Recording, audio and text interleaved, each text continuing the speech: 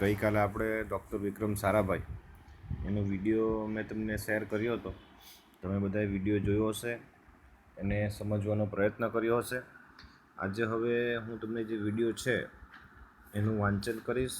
એની સાથે સાથે આપણી જે માતૃભાષા છે ગુજરાતી, એમાં પણ તમને સમજ આપીશ. બરાબર. તો પહેલી વાત કે ડૉક્ટર વિક્રમ સારાભાઈનું નામ આપણે બધાએ સાંભળ્યું જ છે. બરાબર. ભારતના એક મહાન વૈજ્ઞાનિક, અને તમે બધા વિજ્ઞાન ટેકનોલોજીમાં એમને વિશે એનો અભ્યાસ કરતા હશો. તો આપણે યુનિટની શરૂઆત કરીએ.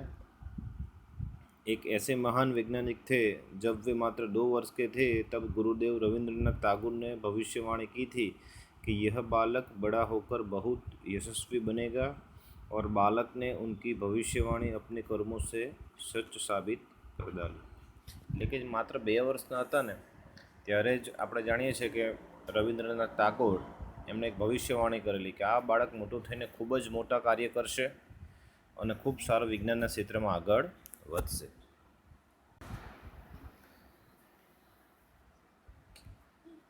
क्या आप जानते हैं कि वो कौन थे? वे हमारे महान वैज्ञानिक डॉक्टर विक्रम साराभाई. એટલે કે આજે વાત થઈ કોની હતી? ડૉક્ટર विक्रम साराभाई. डॉक्टर विक्रम साराभाई का जन्म 12 अगस्त सन 1919 को अहमदाबाद में हुआ था. એટલે કે 12મી ઓગસ્ટ અને 1919 में એમનો જન્મ આપણા ગુજરાતના જ અમદાવાદમાં એમનો જન્મ થયો હતો. ઉનકા પરિવાર એક પ્રતિષ્ઠિત ઉદ્યોગપતિ પરિવાર. એટલે કે એમનો જે જન્મ થયો એ પરિવાર કોઈ સામાન્ય નહીં હતું, પરંતુ એ જમાનામાં ઉદ્યોગપતિ परिवार હતું, એટલે પ્રતિષ્ઠિત પરિવાર હતું. પિતા કા નામ અંબાલાલ તથા માતા કા નામ સરલા દેવી. એટલે કે એમના પિતાનું નામ શું હતું? અંબાલાલ, અને માતાનું નામ સરલા દેવી હતું. વિક્રમ સારાભાઈ 8 ભાઈ બહેન થે. એટલે વિક્રમ સારાભાઈ પોતાની સાથે કેટલા? 8 ભાઈ બહેન હતા. बाल्यकाल से प्रतिभावान विक्रम साराभाई के बचपन का यह प्रसंग उनके सफलता हासिल करने के बुलंद इरादे को दर्शाता है. એટલે કે બાળક જ્યારે નાના હતા ત્યારનો એક પ્રસંગ છે. जब वह 5 से 6 साल के थे तो अपने परिवार के साथ शिमला गए. એટલે કે 5-6 વર્ષના હતા ત્યારે એમના પોતાના પરિવાર સાથે शिमला, આપણું જે સિટી છે ઉત્તર ભારતમાં, ત્યાં ગયા હતા. शिमला में उनके पिता श्री अंबालाल के नाम ढेरों चिट्ठियाँ आती थी. એટલે કે शिमलाમાં જ્યારે હતા ત્યારે એમના નામ, પિતાશ્રીના નામ ખૂબ બધા પત્રો આવતા હતા. यह देखकर बालक विक्रम के मन में भी इच्छा हुई कि उनके भी खूब सारे पत्र आए. એટલે પપ્પાને જો આટલી બધી ચિઠ્ઠી આવતી હોય, આટલા બધા પત્રો આવતા હોય, તો મારે કેમ નહીં આવી? એમની ઈચ્છા થઈ. इसलिए कई लिफाफों पर अपना नाम तथा पिता पता लिखा और डाकघर में डाल दिया. फिर क्या था, उनके नाम पर ढेरों चिट्ठी आने लगी. पिता ने देखा तो उनके मन में बालक विक्रम के इस काम के पीछे के उद्देश्य को जानने की इच्छा हुई. એટલે એના પપ્પાએ જોયું કે આટલા નાના બાળકની ચિઠ્ઠી કેમ આવી અને એણે કેમ આ કાર્ય કર્યું, એ જાણવાની એમને ઈચ્છા થઈ. બરાબર. असलियत मालूम होने पर उन्हें हंसी आई. એટલે કે જ્યારે સચ્ચાઈ જાણી ત્યારે પપ્પાને થોડું હસવું આવ્યું. लेकिन सफलता पाने की इच्छा जानकर अच्छा भी लगा. એટલે કે બાળકે કંઈક પ્રાપ્ત કરવું છે, કંઈક સફળ થવું છે એવું જાણીને એમને ઘણી બધી સારું પણ લાગ્યું. जब वह 8 साल के थे तो साइकिल पर विभिन्न कलाबाजियाँ करते और लोगों को अचंभित कर देते थे. એટલે કે જ્યારે એકદમ નાના હતા, બરાબર, 8 વર્ષના, ત્યારે સાયકલ ઉપર જુદા જુદા કરતબ બતાવતા અને લોકોને આશ્ચર્યચकित કરી દેતા. उन्हें साहसिक कारनामों प्रिय थे. गणित तथा भौतिक के प्रति उनकी गहरी दिलचस्पी थी. એટલે કે એમને સાહસિક જે બધા નાનપણથી જ હતા, અને એમને ગણિત અને ભૌતિક વિજ્ઞાન એમાં એમને ખૂબ જ રસ હતો, એમને પ્રિય વિષય હતા. उन्होंने मैट्रिक की परीक्षा सन 1934 में पास की और 1934 से 37 तक गुजरात के कॉलेज अहमदाबाद में इंटर की पढ़ाई की. 1937 में इंग्लैंड चले गए. એટલે કે એમણે પોતે આવી રીતના એ જમાનામાં જે પ્રમાણે ભણવાની પદ્ધતિ હતી કે મેટ્રિક હતું, ત્યારબાદ એમણે અમદાવાદમાં ઇન્ટર સુધી અભ્યાસ કર્યો. પછી 1937માં તેઓ પોતે ઇંગ્લેન્ડ જાય છે. सन 1940 में कैम्ब्रिज से गणित व भौतिक में बीएससी की परीक्षा में सफलता प्राप्त की. એટલે કે 1940માં કેમ્બ્રિજ યુનિવર્સિટી છે ત્યાં એમણે ગણિત અને ભૌતિક વિજ્ઞાન એમાં એમણે સફળતા બીએસસી કર્યું. બરાબર.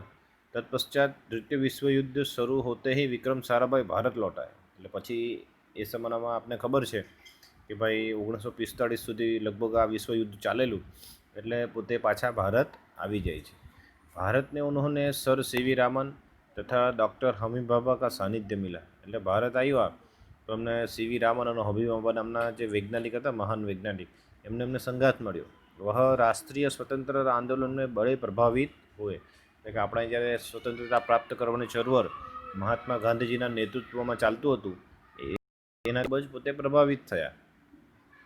1942 में वह मृणालिनी स्वामीनाथन के साथ विवाह सूत्र में बंधे. એટલે કે એમના પત્નીનું નામ મૃણાલિની स्वामीनाथन, એમની સાથે એમના લગ્ન થયા 1942 में.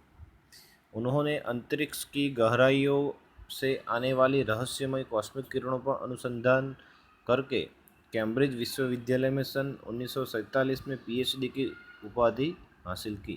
એટલે કે બ્રહ્માંડમાંથી જે બધા કોસ્મિક કિરણો આવે છે એમણે ખૂબ જ સારો ઊંડાણપૂર્વક અભ્યાસ કર્યો, એક મહાનિબંધ લખ્યો. PhD એટલે શું? મહાશોધ નિબંધ. કોઈ પણ એક ટોપિક ઉપર આપણે સંશોધન કરીએ ત્યારે આપણને PhDની ડિગ્રી પ્રાપ્ત થતી હોય છે. ઉપાધિ એટલે ડિગ્રી, બરાબર. ब्रह्मांड तथा सौरमंडल के कई जटिल प्रश्नों के प्रायोगिक हल निकाल का श्रेय डॉक्टर विक्रम साराभाई को प्राप्त है. એટલે કે હજી સુધી પણ વૈજ્ઞાનિકો આ બ્રહ્માંડની રચના, બરાબર, સૌરમંડળની રચના, એના જે જટિલ પ્રશ્નો છે એમાં જે કંઈ થોડું ઘણું સમાધાન પ્રાપ્ત થયું છે એ ડૉક્ટર વિક્રમ साराभाईને એનો યશ જાય છે. यह उन्हीं का सुझाव था कि कॉस्मिक किरणों को प्रयोग के लिए हिमालय की ऊंची चोटियां सर्वाधिक उपयुक्त व अनुकूल होगी. इसलिए भारत सरकार ने गुलमर्ग में वैज्ञानिक उपकरण से लैस एक प्रयोगशाला स्थापित की. એટલે કે એમણે કીધું કે જો કોસ્મિક કિરણોનો સારામાં સારો અભ્યાસ કરવો હોય તો આપણા દેશના ઉપરના ભાગ ઉપર જે હિમાલય પર્વત આવ્યો છે એનો ટોપ ઉપર જો પ્રયોગશાળા બનાવવામાં આવે તો એ પ્રયોગશાળામાંથી આ જે કિરણો છે એનો સારામાં સારો અભ્યાસ થાય. એટલા માટે ભારત સરકારે ગુલમર્ગમાં એક વૈજ્ઞાનિક સાધનોથી સુસજ્જ, આધુનિક વૈજ્ઞાનિક સાધનોથી સુસજ્જ એક પ્રયોગશાળાની સ્થાપના કરી. डॉक्टर विक्रम साराभाई के निजी प्रयासों से सन 1947 में भौतिक अनुसंधान प्रयोगशाला अहमदाबाद में भी स्थापित हुई.